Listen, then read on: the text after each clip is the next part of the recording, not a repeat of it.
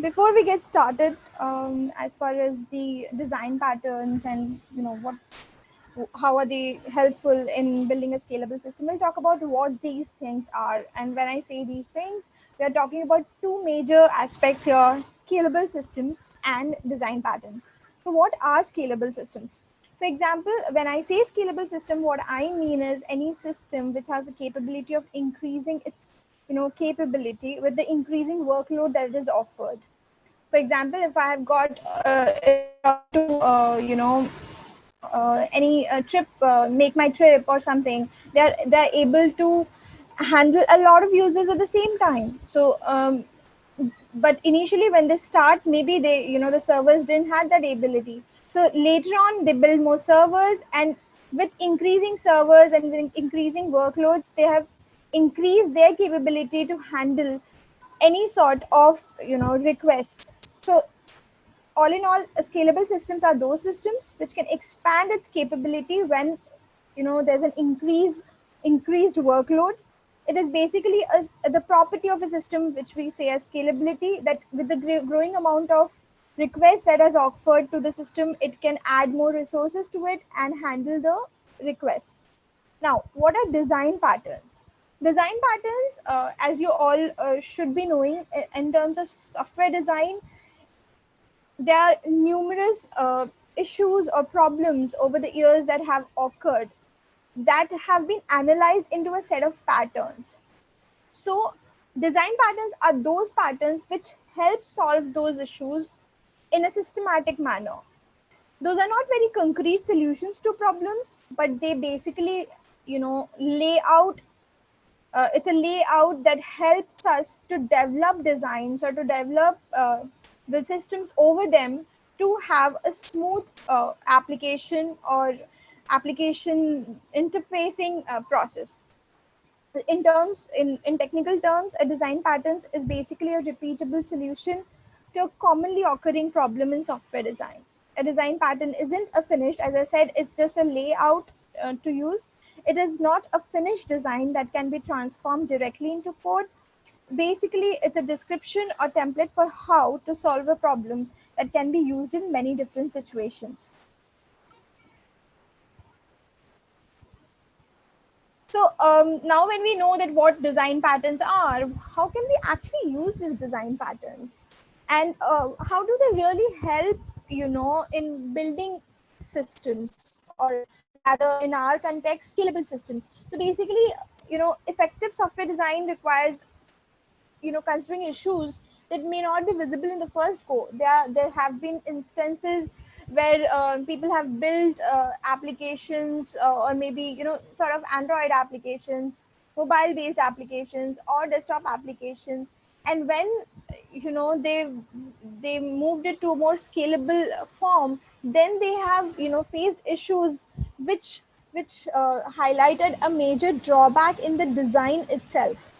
And when I say design drawback, it's such a drawback that can't be changed in a jiffy. We have to have a basic architecture that is designed in a manner that is supporting the scalable thing, or rather, that is supporting the incoming workload.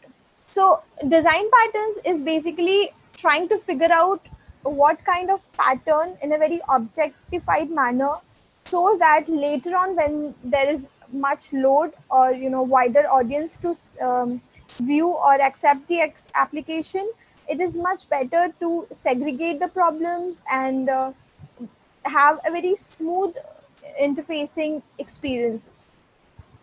So in terms when I say the users, basically we are using those design patterns to help prevent subtle issues that can cause major problems, and improves code readability in terms of if it is for coders and architects familiar with the patterns.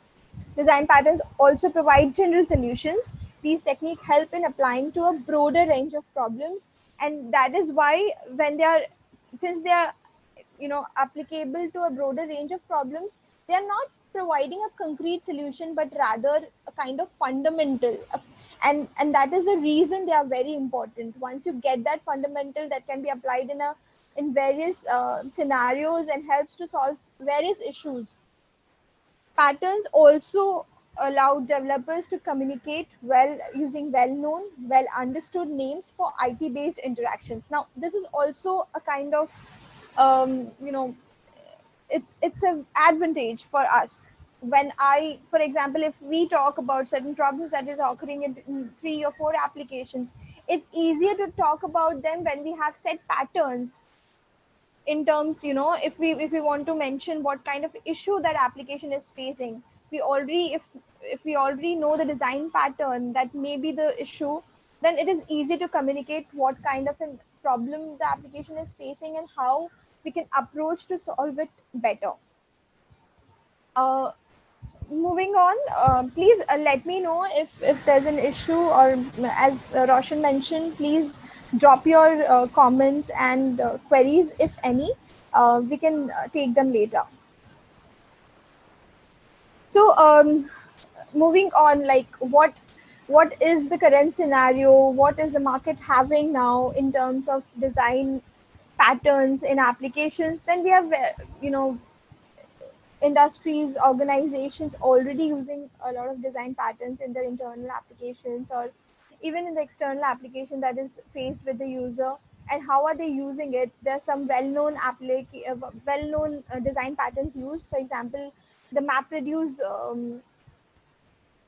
design pattern. We'll talk about design patterns later in the further slides. But for now, just giving you a glimpse, like Google already uses the MapReduce design pattern for many of its internal applications. Then there is very famous bulk synchronous parallel pattern, which is used in a lot of projects. The Google itself uses in its Regal graph processing project. The Apache Hama project also uses the bulk synchronous parallel pattern. Then the Microsoft Dryad project uses the execution orchestrator pattern. We'll get into details what these patterns are, how do they really solve problems and challenges.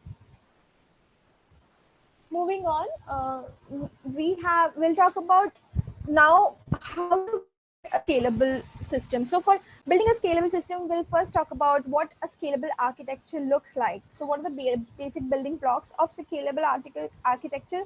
This way will not go into that much of details, but rather just to understand what is the blueprint of a scalable architecture. For example, a scalable architecture will you can understand whether an architecture is scalable once you change its scale by a large number, for example, like 10 times or 20 times. Then we do not suggest using bleeding edge technologies. The design should be optimized for frequent or important tasks. Design should be horizontal scalable. And when we say horizontal scalable, that means today if I have one server and tomorrow if my application reaches to another continent, I can have multiple servers and may not be in the same location. They can be stored across continents. One may be in Singapore, the other might be in USA, etc. So also the design should be to use commodity systems. We have cloud as a very good infrastructure, and today's scalable architecture design should always use and leverage the cloud architecture and infrastructure. Then we can use caches, and we should use caches wherever possible. The design scale into solution. The solution itself should be scalable, not just the hardware or the outer systems that we provide. Uh, we should keep the solution as simple as possible. Then performing I/O, whether disk or network is typically the most expensive operation, so we should keep that into minimum and see how that can be scaled. Transactions use costly resources, so we should understand how to use them. They need to be segregated into more higher performing resources. Use back of the envelope calculation to choose best designs. Now we'll talk about what are the common design patterns that are generally used in scalable systems. And this is basically state of the art what today's companies are using and are very much profitable in terms of scalable systems and scalability per se.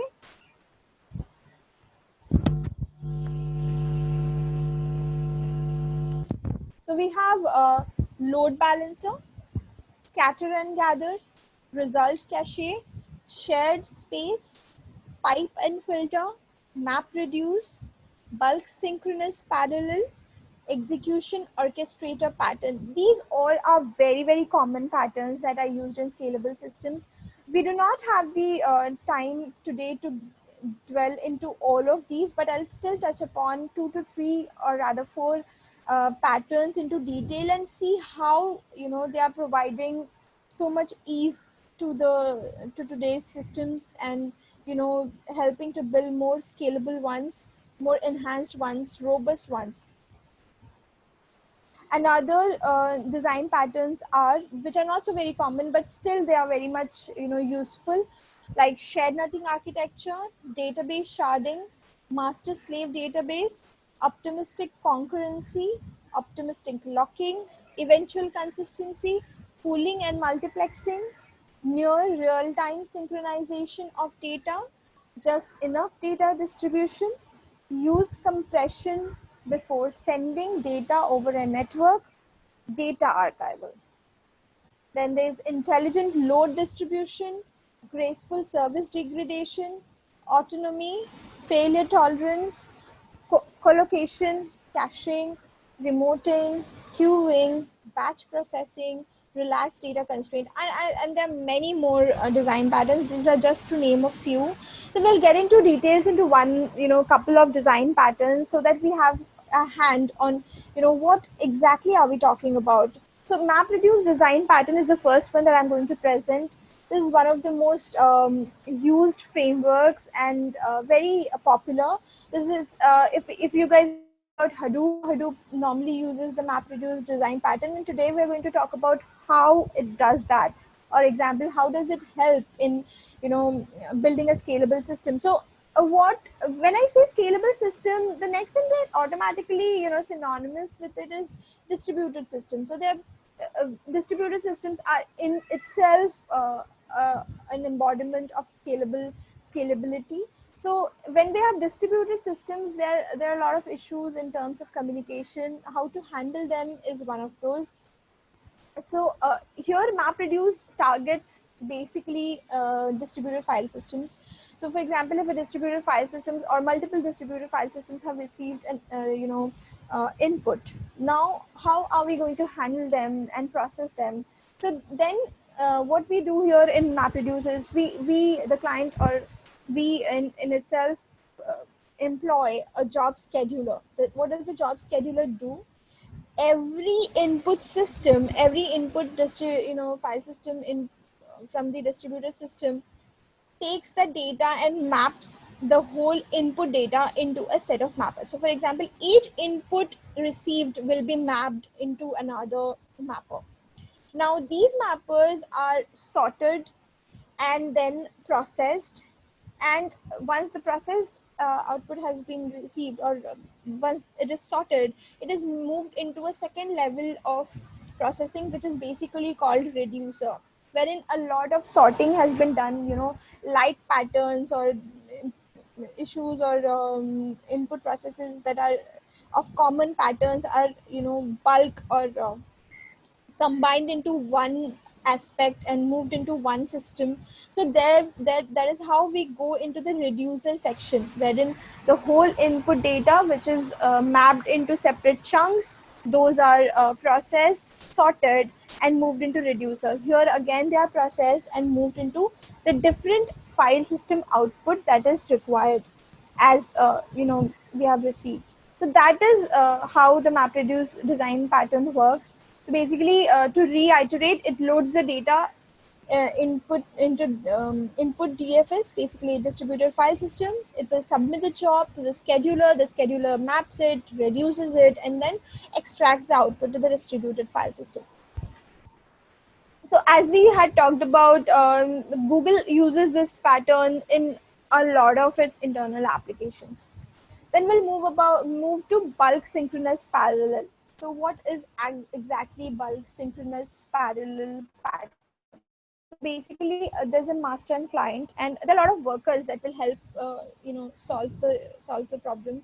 So what does the master do here? It will receive once the client issues a job to the system, the master takes in. So the basically what the client does is it takes the input data and notify the master that you start processing, and then it will wait until the master will complete the whole job and return back. Now the whole job is being carried out by the master in a set of patterns. There are a number of workers which will basically report to the master. Now how do the master and worker communicate with each other? So the master will the as soon as the master receives the command from the client that you go ahead and start processing. So what it will do is it will find that whether there is no active workers or there or not.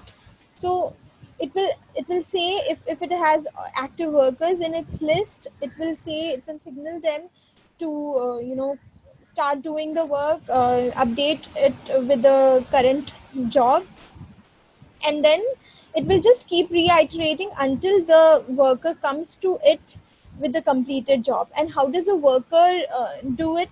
So it will, first of all, the worker will try to stay active. Only then can a master really assign a job to it. And then it will uh, you know being on, when it is active, it will process the whole job. And the processing of the whole job until it gets inactive is it will wait for the master start signal, read data from in the queue, then it performs the local processing, it sends out data along the connection, then it will update by active status, and it states to the master that okay, I'm done. And then when data arrives in queue, change myself back to active. So basically what it says is it's in active mode, that it receives from the master the whole job to be done, it processes, it reads the queue, it sends back again to the data and sends it until it is processing, it sets itself to the inactive mode, and the moment it completes the job and sends it to the master, it goes back to the active job again, active mode again, sorry, so that the master can again assign some new job to it. So I hope, and this is done in parallel. And when I talk about parallel, there are multiple workers doing the same job, and that is the reason that bulk amount of work is being parallelly performed and synchronized. The whole synchronous thing is being carried out by the master, so that there is no ambiguity. Moving on to the next pattern we have for today's discussion, execution orchestrator. Again, it's one of the very popular design pattern and is also used in, as I mentioned earlier, in one of the Microsoft project called the Dryad project. So let's see what the orchestrator does. I mean, how does it executes, or what does the orchestrator or orchestration performs in terms of execution? So let's say the client receives job, or rather the client gives the job to the orchestrator. And what does the orchestrator do? It basically compiles the whole job or the program that it has received into a task graph. So basically you can assume that it will be kind of a nodal thing, like this task will be performed, then the next node will be moved on. So as you can see in my slide here, that they're directed graphs. One node is being directed to another node, and so on and so forth. So basically once it receives a program from the client, it compiles it into a task graph, and then it assigns the worker. So basically whenever a worker is going to ask that okay, I am free right now, so it goes to the orchestrator and asks for a job, it will provide the job to it. So when a worker asks for task, orchestrator already has a task graph in which it chooses which job to assign, and then the worker, whenever the worker finishes the job, it will move to the output channel saying that the task has been completed. Now getting into detail, what exactly the worker does it, how does it communicates with the orchestrator. So basically when a worker has been assigned a job, or rather it asks for a job from the orchestrator, it claims a ready node in the task graph. So as I said, there is a task graph there. So there are like here we can see there are 5 nodes in which it will claim a ready node and then download the whole processing code, works on it, read data from the input channel, process it into a logic, and then write to the output channel. Once it goes into the output channel, the orchestrator takes it from there. So this is how the orchestrator works. So in simple terms, what we can see is the two things to take care of in this pattern. Then everything will be in terms of a task node graph, and each node will basically signify one task, and each task of this will be carried out by one or the other worker, and which will be forwarded by the orchestrator. I hope this is making sense. Please drop your questions if any. I'll move on to the next pattern. Okay, so coming back again, what is scalability and what are the basic patterns or building blocks that will, strengthen my whole journey towards scalability? If I want my server or my set of applications as a set of servers to be scalable, what things or what basic areas do I need to focus on so that, I have a very robust scalable system? Then these are the building blocks. So we should have good load balancers. It helps a lot. Messaging queues, caches, reverse proxies, CDN, no SQL databases. They are very much helpful in terms of scalability. Embedded databases, cloud infrastructure. We know how much important and diverse cloud infrastructure is and how helpful it can be in terms of location, geographical, scalabilities. Then hour-wise processing capabilities, so on. Language features, frameworks,